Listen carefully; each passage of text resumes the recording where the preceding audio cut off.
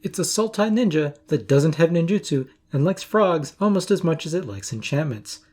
Now if you're like me and this is exactly what you were looking for in your next commander deck, stick around.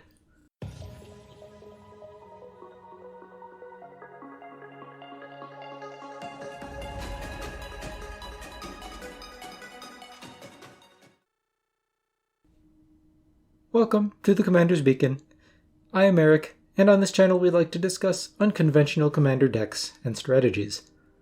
But before I get to that, the Commander's Beacon recently launched a Discord server. Come join us and discuss unique ways to play in Magic the Gathering's best format. Or maybe play some games. You can find the invite link to the Discord server in the description, and the Discord is open to everyone. Okay, so now let's talk about Tatsunari Toad Rider. Tatsunari is a 3/3 human ninja that costs 2 and a black. They have, whenever you cast an enchantment spell, if you don't control a creature named Kami, create Kami, a legendary 3/3 black and green frog creature token, with, whenever you cast an enchantment spell, each opponent loses 1 life, and you gain 1 life. Now Tatsunari also lets you pay 1 and a hybrid green-blue, so yes, that means Tatsunari is a Sultai commander. So you can pay 1 and a hybrid green-blue so that Tatsunari's Toad Rider and target frog you control can't be blocked this turn except by creatures with flying or reach. So let's break this down. With Tatsunari in play, the first time you cast an enchantment, you create Kami. Then, with Kami in play, each enchantment you cast afterwards drains each opponent for 1 life, and you gain 1 life. Note that these both trigger on casting enchantments only, so recurring enchantments from your graveyard to the battlefield, for example, won't work. So Tatsunari really cares about enchantments. Now when it comes to Tatsunari's second ability, the activated ability, it gives Tatsunari and a target frog you control some evasion. Now a couple of caveats about this one. First, you need to have a frog on the battlefield to target to activate this ability. It can be Kami or any other frog. Secondly, at least just in my opinion, this ability is only okay. I think people read "can't be blocked" and translate that Tatsunari can make itself and a frog unblockable. This isn't really the case. It more or less gives Tatsunari and one of your frogs essentially flying until end of turn, which is still decent, but it's not really unblockable. Now again, I think it's indisputable that Tatsunari wants you to play with enchantments, but I also want to compare Tatsunari to another subset of commanders. Specifically commanders that create legendary creature tokens, like Drist Dil Erden, Minsk Beloved Ranger, and Tulsimir Friend to Wolves, among others. These commanders create another legendary creature token when they enter the battlefield. Now like Kami, again that token is legendary, so you can't have more than 1 of them at a time. But you can blink these commanders to make another one. But in the case of, say, Drist for example, is it worth it to blink him just to make a 4/1 token? Most of the time, probably not. But this is what I think actually makes Tatsunari different. First, you don't really have to spend resources to make Kami. You just cast an enchantment spell, which you were going to do anyways. And because you can cast enchantments so easily, sometimes multiple times per turn, you can make Kami very easily. So in this deck, we're going to cast a lot of enchantments, and we can use those cast triggers to either drain out our opponents if Kami is on the field, or we can sacrifice Kami for value and then get it back just by casting another enchantment. So this is sort of a sacrifice or aristocrats deck, but we're not swarming the board with tokens or using graveyard recursion to repeatedly sacrifice our creatures. Instead, we're just casting enchantments, draining our opponents with Kami, or sacrificing Kami for value, and maybe just getting in for some evasive pseudo-flying damage. At the core, this is an enchantments deck, but it has a lot of flexibility in how you go about finishing the game. So let's talk about the contents of this deck, starting with our best ways to take advantage of Kami.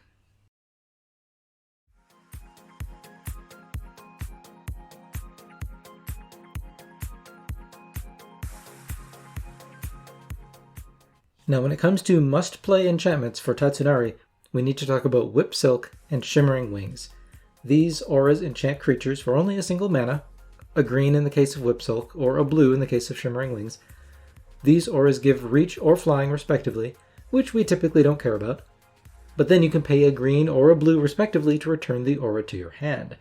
So these auras let you repeatedly get enchantment cast triggers, either to trigger Kami to drain your opponents, or to repeatedly create Kami if you're sacrificing it for value, which we'll talk about soon. There's a few other enchantments that you can bounce back to your hand and cast repeatedly, but they're all a bit more expensive in terms of mana cost, so I haven't included them. We will use Mana Bloom though. This enchantment costs X and a green and enters the battlefield with X charge counters on it. You can remove a charge counter from it to add a mana of any color, and you can activate this ability only once each turn. But at the beginning of your upkeep, if Mana Bloom has no charge counters on it, you return it to its owner's hand. So Mana Bloom can be cast for just a single green mana with X equals 0, and then you'll get it back to your hand at the beginning of your next upkeep. So this is another cheap and recursible or repeatable way to get Kami triggers, or any of our other enchantment triggers, which we'll talk about later. Or it can be ramp if you need it, so I really like Mana Bloom in this deck. And those are our self-recurring enchantments that just let us get lots and lots of life gain triggers from Kami, or recreate Kami repeatedly after we sacrifice it for value. Speaking of sacrifice outlets, we've picked several enchantments that let us sacrifice Kami for value, and at a fairly low cost of 0 or 1 mana. Evolutionary Leap lets you pay green and sacrifice a creature, but probably Kami, to reveal cards from the top of your library until you reveal a creature card, and you put that card into your hand. Mind Slash lets you pay a black and sacrifice Kami to make target opponent discard a card, but you can only do this at sorcery speed. Attrition lets you pay a black and sacrifice Kami to destroy a target non-black creature, which can be pretty oppressive since you can just make more Kamis pretty much whenever you want. Perilous Forays is a bit more expensive at 5 mana to cast, but it lets you turn Kami into ramp by paying 1 and sacrificing a creature to search your library for a basic land and put it onto the battlefield. And then we've got Dark Privilege, a 2 mana aura that gives the enchanted creature +1/+1, and you can sacrifice a creature at no cost to regenerate the enchanted creature. So this is a great way to protect Tatsunari or any of your other value creatures by sacrificing Kami. But we've got a few other ways to use Kami in this deck. Let's talk about Cultural Exchange.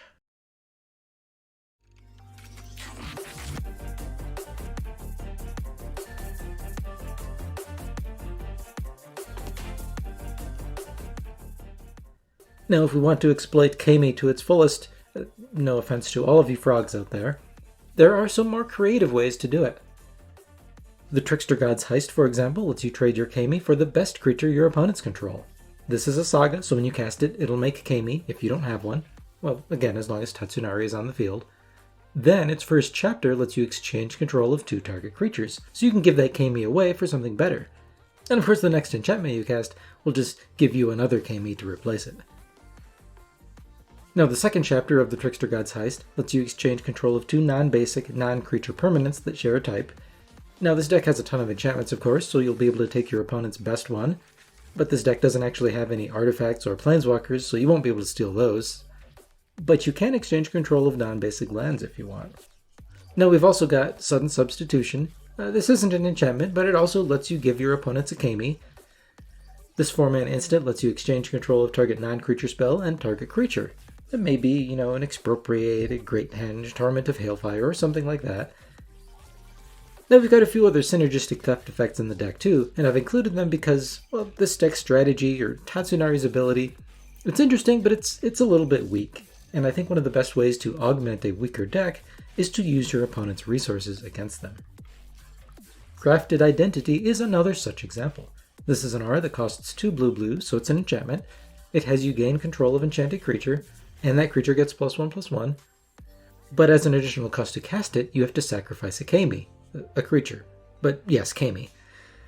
Hypnotic Siren is a 1-mana 1/1 enchantment creature, so it doesn't care about Kami, but it does trigger all of your enchantment synergies. It also has Bestow for 5 blue, so if you cast it for its Bestow cost, it's an aura that enchants a creature. It has you control enchanted creature, and enchanted creature gets +1/+1 and has flying. And then there's Protean Thaumaturge. This also doesn't care about Kami, but it does care about enchantments. It's a 2-mana 1/1 that has Constellation. Whenever an enchantment enters the battlefield under your control, Protean Thaumaturge becomes a copy of target creature, except it has this ability. So we've got a few of these ways to steal our opponent's resources, or at least trade them for Kami, or make copies of them, or something like that. But we'll also use enchantments to make our own creatures stronger, so that maybe we can use Tatsunari's second ability, that grants evasion, and maybe get a combat damage win. Well, let's talk about that next.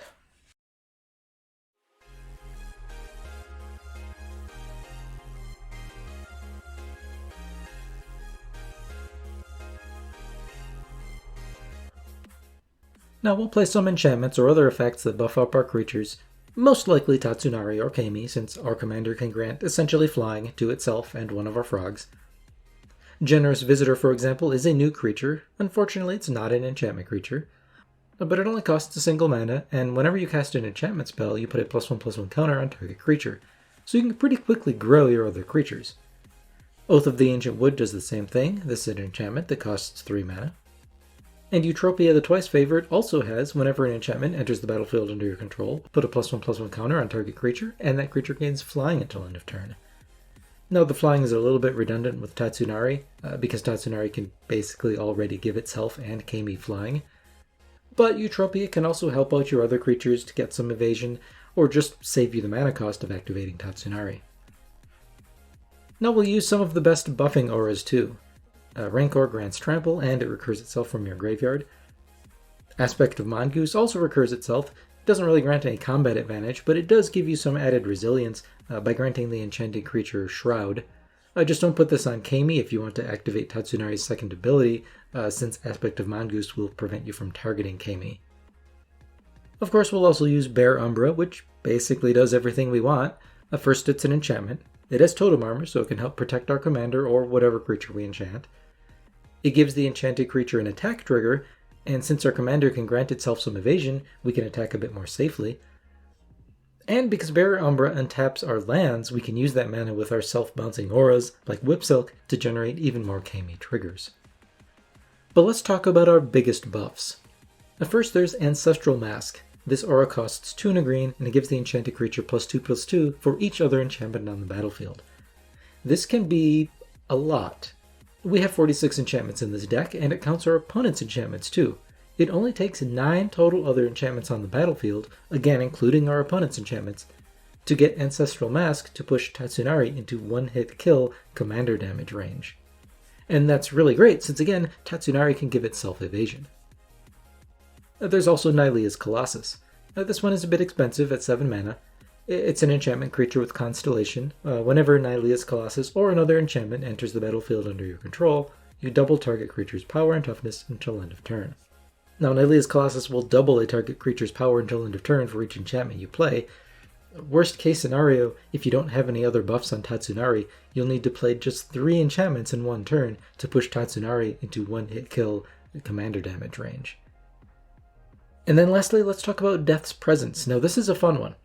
This enchantment costs 5 and a green, and it has whenever a creature you control dies, put X +1/+1 counters on target creature you control, where X is the power of the creature that died.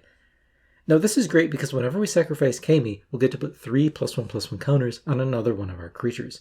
And since we can create Kami again and again, this gets out of control really fast. Yes, it's a fairly large amount of mana, but Death's Presence will generate an absurd amount of value in this deck.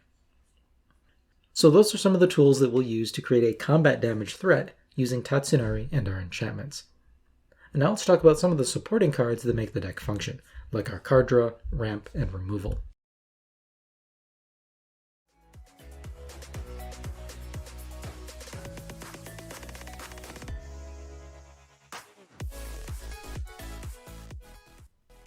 Now in Sultai colors, there are plenty of enchantments that we can use for mana ramp, removal, and card draw.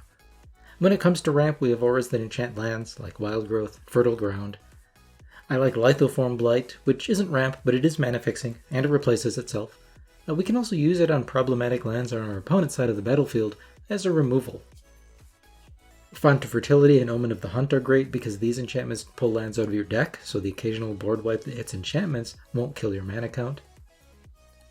And then of course there's Sanctum Weaver, which is an obvious include. This 2-mana enchantment creature taps for X mana of any one color, where X is the number of enchantments you control. We've got plenty of enchantment-based card draw too. Mystic Remora and Rhystic Study are good in any deck, but they're enchantments, so they're even better here. Of course we'll use the Enchantress effects, cards like Setessan Champion, Argothian Enchantress, and Eidolon of Blossoms.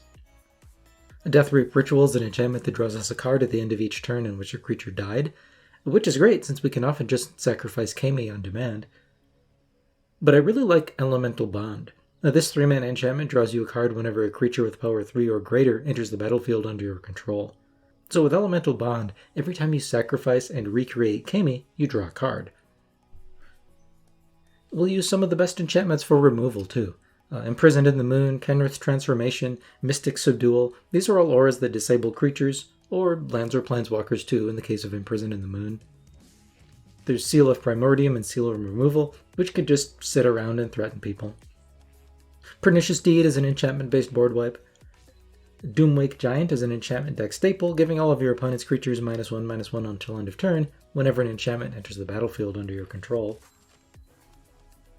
Now I also like Deadly Brew. This isn't an enchantment, but it does combine removal and graveyard recursion for just 2 mana. So this sorcery costs black and green and has each player sacrifice a creature or planeswalker. If you sacrificed a permanent this way, you may return another permanent card from your graveyard to your hand. This is great because we can just sacrifice Kami, don't feel bad, that's its job, and get back one of our enchantments or anything else from our graveyard. And the sacrifice effect can get around our opponent's hexproof or indestructible creatures. Now we've got a few noteworthy creatures that support this deck as well. Froghemoth, for example, exiles cards from your opponent's graveyards and gets bigger when it does. It's also a frog, so Tatsunari can grant it evasion. Gloomshrieker is a new one. This enchantment creature costs 1 black-green, and when it enters the battlefield, you return target permanent card from your graveyard to your hand. Now this is a really great rate for that effect, but Gloomshrieker is pretty much single use because if it would die, you exile it instead. So this is just decently costed graveyard recursion, and it triggers all of your enchantment synergies. Of course there's Destiny Spinner, which prevents our creatures and enchantments from being countered, and lets us animate our lands into big creatures, so this can be a decent finisher. And then we've got Grim Guardian and Thought-Render Lamia, which are more enchantment creatures with Constellation. Whenever an enchantment enters the battlefield under your control, Grim Guardian causes each opponent to lose 1 life, and Thought-Render Lamia causes each opponent to discard a card, which can devastate an opponent just playing fair, but it can be absolutely brutal with some of our self-bouncing enchantments like Shimmering Wings. Now, lastly, I want to mention a few of our other support cards. Myth Unbound is an enchantment that costs 2 and a green. It has your commander costs 1 less to cast for each time it's been cast from the command zone this game. Whenever your commander is put into the command zone from anywhere, draw a card. Now, I'm playing Myth Unbound because whether we're sacrificing Kami for value, draining our opponents with Kami, or making our commander hard to block, Tatsunari needs to be on the field. Now, we do have enchantment synergies that can keep us going without Tatsunari, but we really want our commander on the field as much as possible. And Myth Unbound essentially decreases the commander tax by 1, which will really disincentivize our opponents from removing it. Now I'm also using Ghostly Prison and Koskan Falls to help protect us from combat damage. These enchantments tax our opponents by making them pay 2 mana for each creature they want to attack us with. Our deck only has 18 creatures, and many of them are small utility creatures that can't attack or block well. Ghostly Prison and Koskan Falls trigger all of our enchantment synergies, and just give us some added resilience against combat-heavy decks. And that is most of the deck. Now let's go over the deck stats and cost.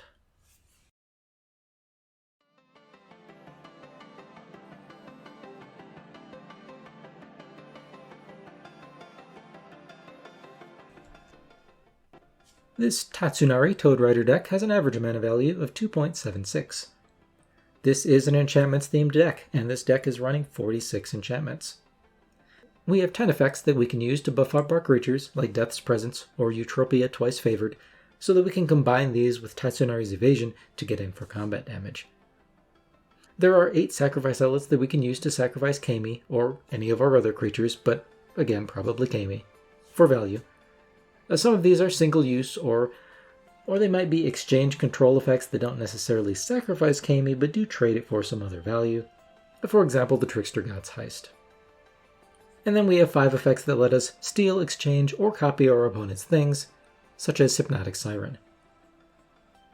This deck has 11 sources of card draw, most of them are enchantments, and 11 sources of mana ramp or fixing.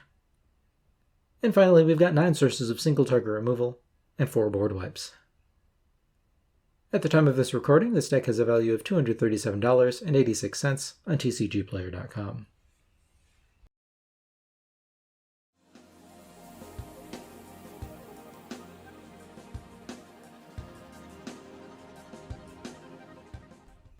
So that is Tatsunari Toad Rider. To be honest, it's not the strongest commander out there, but we do have a few advantages here. First, enchantments is a really strong deck archetype, and this deck has access to green, which is one of the strongest enchantment payoff colors.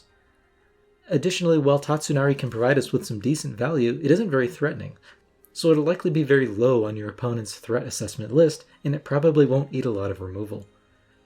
And even though Tatsunari is fairly weak, I really like that it offers you a bunch of different abilities, and this deck can utilize all of them. Again, you can try to drain your opponents out by casting a lot of enchantments while Kami is on the field. You can sacrifice Kami for value and then cast a self-bouncing enchantment like Whip Silk to get it back, and just repeat this over and over.